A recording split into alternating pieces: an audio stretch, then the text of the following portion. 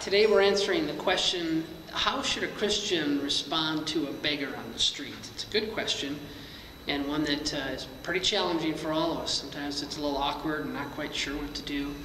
Let me just read a passage from Matthew 25 that'll kind of set the tone a little bit for us as we try to answer that question, probe a little bit into the mind of Christ, and seek some wisdom for ourselves.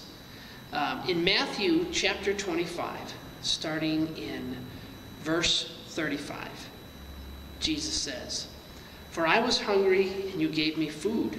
I was thirsty, and you gave me drink. I was a stranger, and you welcomed me. I was naked, and you clothed me. I was sick, and you visited me. I was in prison, and you came to me." Then the righteous will answer him, saying, "Lord, when did we see you hungry and feed you, or thirsty and give you drink? And when did we see you a stranger and welcome you, or naked and clothe you? And when did we see you sick or in prison and visit you?" And the king will answer them, "Truly I say to you, as you did it to one of the least of these, my brothers, you did it to me." This is part of a parable that Jesus was teaching on how we should respond to situations like this.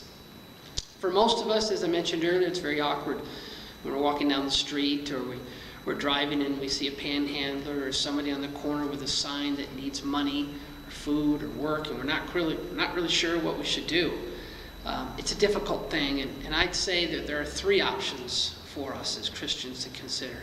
First, we could give them money. If you're not sure, I would say err on the side of giving somebody money. Even if somebody misuses your money to either hurt themselves or to get access to drugs or alcohol or something else, even if that happens, which you wouldn't know about, you're responding out of faith. You're responding out of obedience to lend a hand to somebody in need. Secondly, for those who are concerned that perhaps that beggar or that person is going to use that money for something that's going to hurt themselves or continue an addiction or whatever it might be, which is a perfectly legitimate thought to have in that moment. I've had them myself all the time, actually, when I run into these situations. The second option for a Christian to consider is to go and get a meal or a certificate at a local restaurant to bring back to the person. This way you will provide them something that they need, some food. Whether you go get a certificate or whether you bring them a meal, you're going to sacrifice both your time and your money. And certainly that sacrifice is going to be something that honors the Lord in that situation.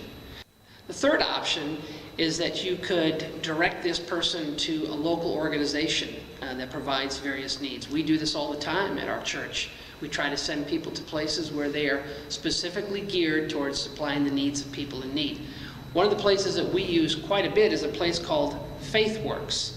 FaithWorks is out of Janesville, and what they do is provide a variety of needs for people. And their phone number, if you're interested, it is 608-531-1880. So those are three things for a Christian to consider as we encounter these situations.